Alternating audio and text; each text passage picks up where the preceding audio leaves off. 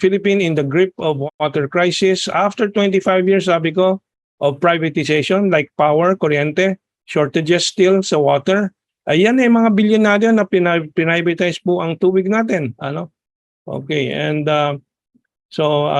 sabi ni Tasio Dalmar, aminin man at hindi at sa hindi tumatanggap ng monthly visit. Thinking Pinoy sa mga Marcos. Kulang ang kita niya sa YouTube para pang tustos sa schooling niya sa London. Nag-schooling ba sa London talaga? That is a fortune to study in London, no? Unless it's a scholarship. Very expensive to study in London. Oo, grabe, million yan. No? Yeah. Lalo na kung face-to-face na. If it's true, no? If it's true, I don't know. I really, because hindi naman kasi ako talaga nagko-comment sa mga post ni TP At saka hindi rin ako masyadong aware sa mga post ni TP as much as.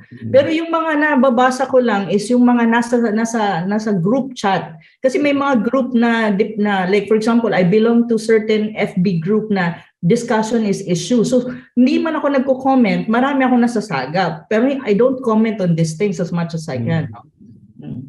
Yeah, and ang talagang reaksyon ko diyan ay yung pagsasamba sa mga bilyonaryo, and that's a problem because the billionaires are billionaires because sakim yung mga yan, walang social conscience po yan. They talk about social responsibility, pagkukunwari lang po yan. Puro profit lang po ang iniisip niyan. And Thinking Pinoy is promoting a lie, a myth that the billionaires can invest in a positive way in an economy. Hindi po yan nangyayari anywhere else anywhere in the world. Yung asin is really a classic example na ginawa nila Diokno ng mga bilyonaryo and so on. Sinira nila ang isang industriya na napaka-natural para sa bayan. Sinong kumilos niyan para mangyari yan? Masira ang ating salt industry. Yung tuta ng mga Amerikano na si Fidel Ramos, with that health secretary, sino ba yung let's do it? Sino ba yan? Yung pumbok na doktor? Si Flavier. Flavier, did you know? Did everybody know that was happening? Biglang nabulagan na tayo na 99% of our salt is imported dahil pinagbawal nila yung walang iodine daw na dinadagdag. Iodized salt. Iodized salt. Well, di ba malinaw? Kung malino ang Pinoy, kailangan mag-iodized salt. Kaya nga, sinabi mo, Carmentong, that we are in the grip of water crisis. There is water everywhere. Water everywhere. But not a drop to drink. Not a drop to drink or expensive to drink. And not a whole lot for our farmers. Paulit-ulit ko na sinasabi yan na ang catch mechanism sa mga bulubundukin mula sa silangan hanggang Kanlurang Norte ay lahat bumubuhos huyan papunta sa Candaba Swamp. Kailangan na natin, overdue na ang tawag dyan, containment facility sa Candaba Swamp. We have to construct an artificial lake just like what China did. Kasi nangyayari ngayon sa tubig, mula sa bulubundukin, nagmamadali palabas sa dagat.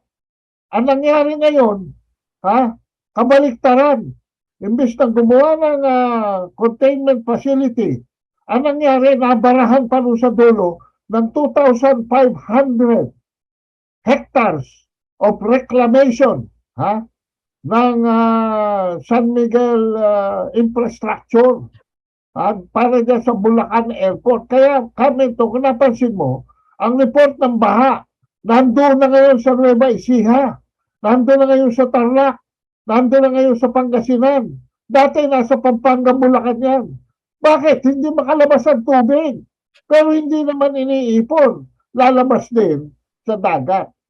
Pero, nabarahan na ng reclamation. Alam niyo ba kung gaano kalaki yung 2,500 hectares? 1/4 of Quezon City ho, yung lumalabas diyan. Ngayon, ikukulong daw yan ng isang giant canal.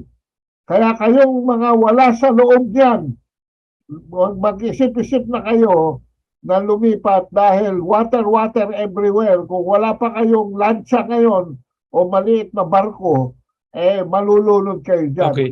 Bakit si Imee ay hindi katabi ni PBBM sa mga diskusyon? Independenteng nagsasalita po si Imee sa kanyang trabaho sa Senado. At hindi nag-jibe yung dalawa. Itong halimbawa, napakaganda pong obserbasyon ni Imee Marcos dito. Napaka-importante. Dahil sa kanyang hearing as chairman of the Senate Foreign Relations Committee. Pinatawag niya si Secretary Enrique Manalo at hinihingi niya which the chairman of the Senate Foreign Relations Committee should do. Ano ang estratehiya ng Republika ng Pilipinas sa depensa or the Philippine Defense Strategy? Ito sabi ni Imee nung sinumite yung plano ng Pilipinas sa depensa ng Pilipinas.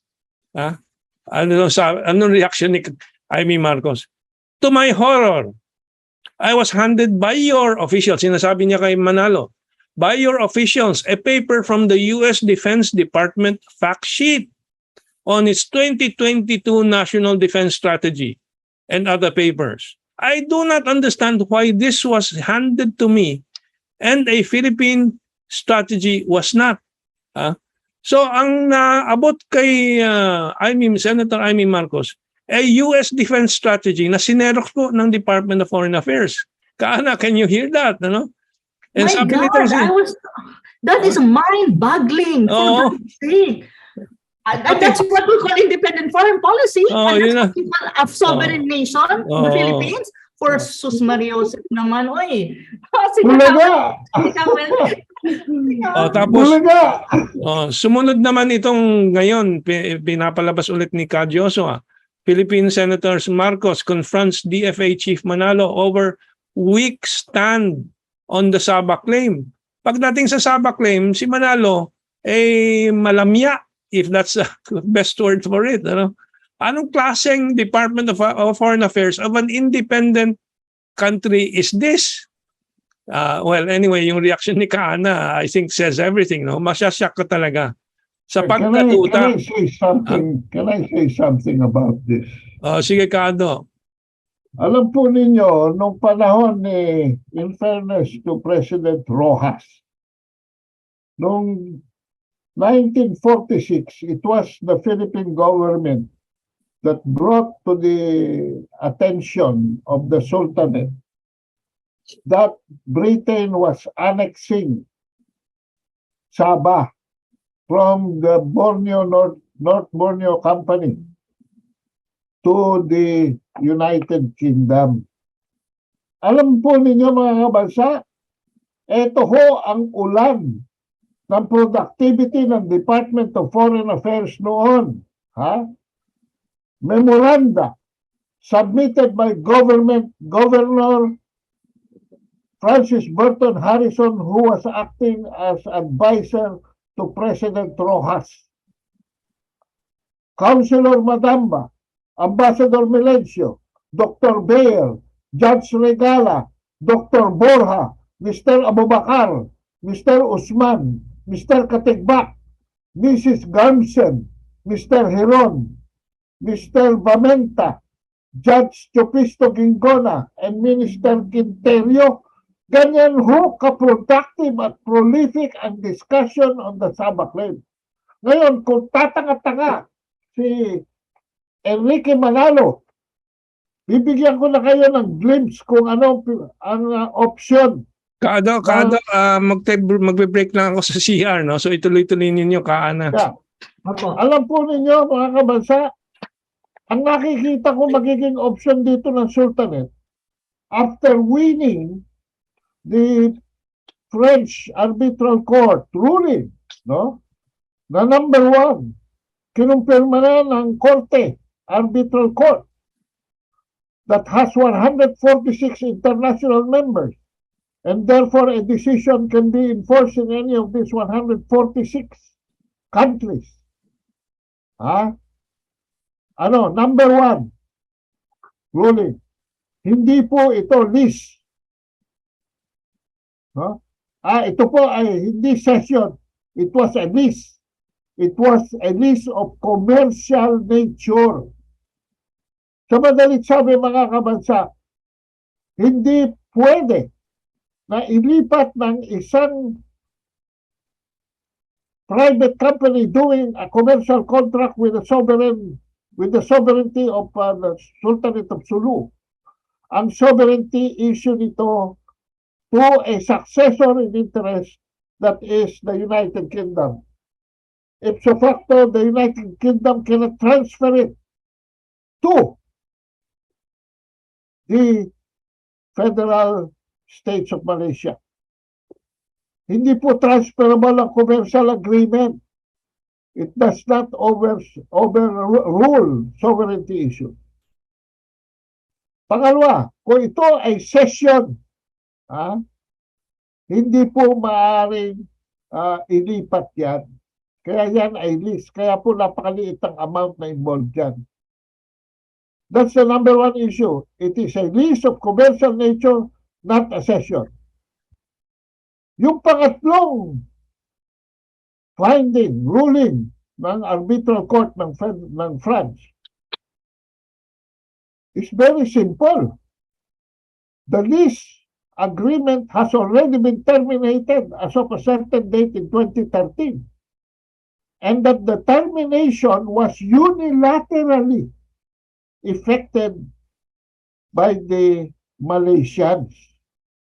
So, may stinging issue po ngayon, mga kabansa, because in a federal French court ruling, na-retain niya ang proprietary rights niya, but with the statement na yung lease agreement is no longer effective because the Malaysians pre-terminated it. Sino ngayon ang successor in interest?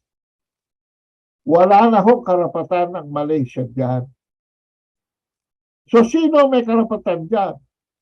If the Republic of the Philippines claims successor in interest by virtue of a 1962 cession by the Sultan Ismail Kiram I to the Republic of the Philippines under the presidency of Ferdinand Marcos, assigned by Manuel Pelaez, the Vice President and Secretary of Foreign Affairs. Then the Philippines is the successor in interest. Pero mga kabansa, kung hindi tayo magke-claim dyan, remember, we are not talking about the Sultanate of Sulu, we're talking about the Sultanate of Sabah, and therefore the Sultanate of Sulu can regain the sovereignty. Okay. Yan ang problema ng Pilipinas ngayon. And unless we file a case with the International Court of Justice, nakatanga tayo.